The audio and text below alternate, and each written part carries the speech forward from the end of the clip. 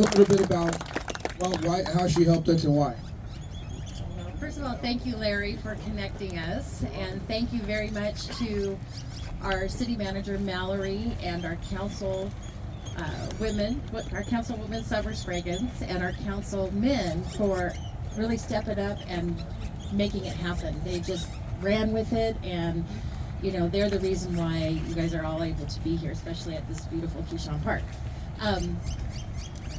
You know, when we first started doing this and we first started talking, it was just amazing. Like, oh my gosh, this is going to come here. We're going to have this in Blythe, and we're so grateful for you recognizing us and, you know, having your vision here in Blythe.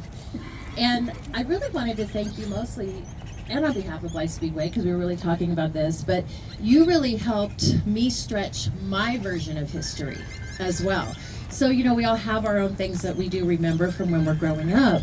But this goes way back to the beginning, and in reading more about it and learning more about it and talking to the community about it, who many people told me how their great-grandparents crossed over on the Bradshaw Ferry as well. So we need to, you know, go back in time even further to where this all started, because without it, we wouldn't be here today.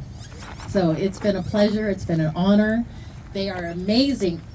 Community, amazing, rowdy, fun-loving group with the biggest hearts that have been pure gentlemen. Okay, thank you. That might be the most polite description of us I've ever heard. Thank you. No.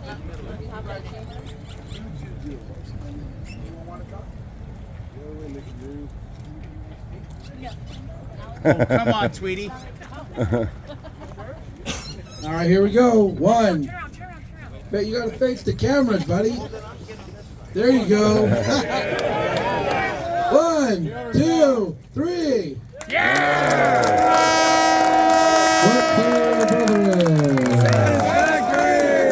And now if our mayor will help us with the unveiling, we'd appreciate that.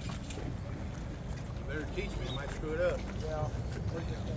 I don't want to get blamed for semen or something. Tip it over. Go, Joe. Sight. Wow. Oh, that's beautiful.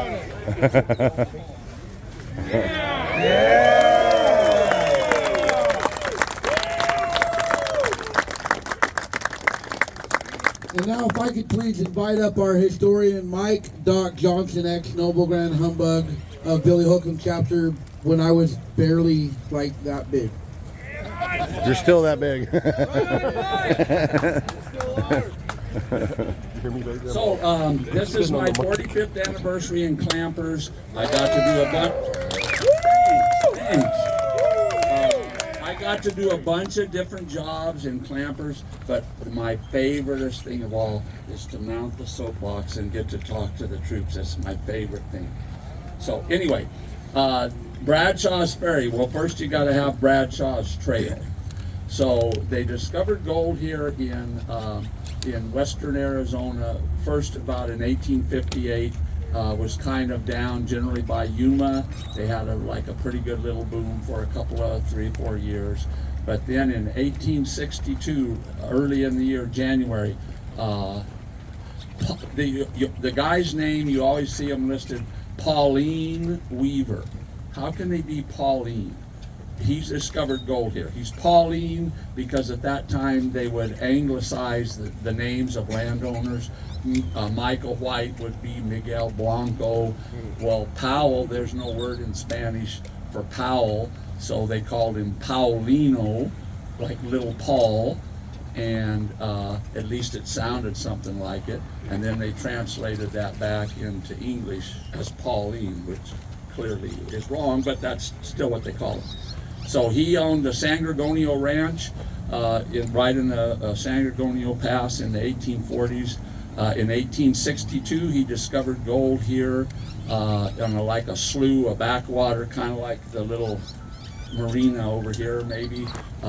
They discovered gold. It was in the Catholic Church, the feast day of whatever, La Paz, Our Lady of La Paz, Lady of Peace, whatever. And it was on a little lake, a little lagoon. They called it Laguna de La Paz, Lake of Peace, and then it just got shortened to La Paz.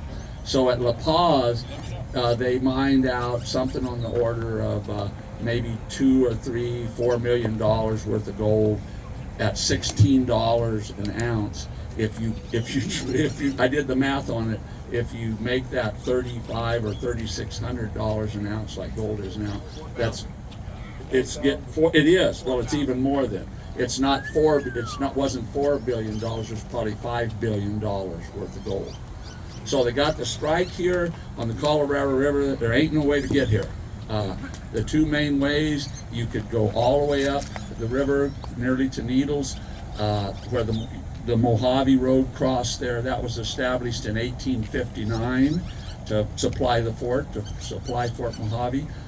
You could go up there, cross the river and come down, or you could go all the way down to Yuma and come back up.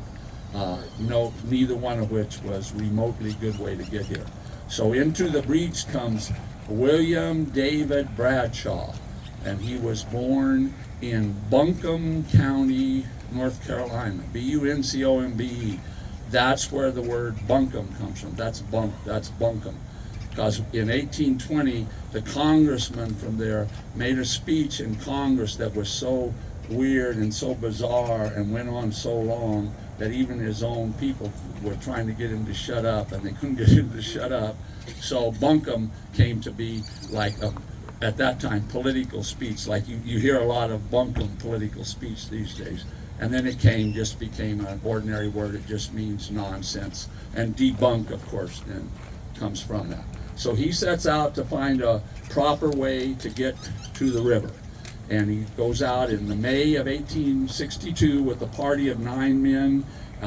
They start at Dos Palmas, which is, there's actually a stage route there. That's the last stage station. It's generally vaguely on the north shore of Salton Sea. And in their travels, he just bumped into the Indian chief Cabazon. That's who Cabazon's named after. That means big head in Spanish. So they met Cabazon and one of his pals who was visiting from a different tribe, and they must have liked Bradshaw. You know, they don't want to give their secret trails away and let the white men come into their territory. But evidently they must have liked him, and they gave him a map, and he created a trail that went kind of on the north of Salton Sea, the Oricopia and the Chuckawalla Mountains on the north, the Chocolate Mountain Gunnery Range now on the south. And that would spit you out at the river, not right here. It was, I think, a few miles further down, and then they crossed the river and then went up to La Paz. And now they created a proper trail for La Paz. Then they need a way to get across the river. Bradshaw'S Ferry is established. The county supervisors give him a 20-year monopoly all the way from Fort Mojave to Yuma. No one else can build a ferry in there except him. In 1862, cost $4 for a horse and team. Let's call that, you know, like a car. You're driving across in your car. Uber. And if you look at the statistics, you Google up how much is $1862 worth now. You keep coming up with the figure $32 today. $32 is $1862. So it costs you like $120 to drive your car. It could be like to drive your car across the river. A very lucrative enterprise. Okay, and then in 1864, well, let's backtrack on Bradshaw. He came via the Oregon Trail to California. They lost track of him for a while. He turns up in Sonoma right when the Bear Flaggers are, you know, the Bear Flag Republic is getting started. He's one of them. Some stories say that he was one of the guys who actually made the flag, painted the Bear flag. Whether that's true or not, no one can say for sure. He fought in Fremont's battalion of mounted rifles in the Mexican War. He led a wagon train then, because he knew the country. He led a wagon train from Missouri to California in 1849. But although he was well respected and had many good qualities, he drank a lot. And he drank so much. He drank so much that the people in the wagon train told him to take a hike. So he found his own way then into Southern California. But he was in right on the early part of the Bear Flag Republic, the early beginnings of California. So 1864, Arizona becomes, it used to be part of New Mexico. Now you have two separate territories, Arizona and New Mexico. They have congressional seat from for the territory. He runs for congressman and he loses. So even though he's well liked, he came in way a distant third. And since he drank a lot, the story goes that during a drunken spree, he became despondent and committed suicide with a draw knife. And I talk to people, a draw knife. What's that? That's a draw knife. Wow. You hold, a spoke shave. That's a draw knife. They say that he committed suicide with a draw knife, and his head was nearly severed from his body. That the cut was so deep. So it might make you wonder, maybe he didn't do it. It was ruled as a suicide. There was no witnesses, but anyway, that's the end of it. So the ferry carried on. His brother ran it for a while. It sold out in 1867, and they believe the ferry would have to move sometimes, maybe a little place will wash out or it'll fill in, and they'd have to move at different times a year. But they believe the first ferry was pretty much right here where the railroad bridge crosses right now. There's a place called Providence Point. I don't think anybody knows really where that is anymore. And one other thing, this isn't really about Bradshaw.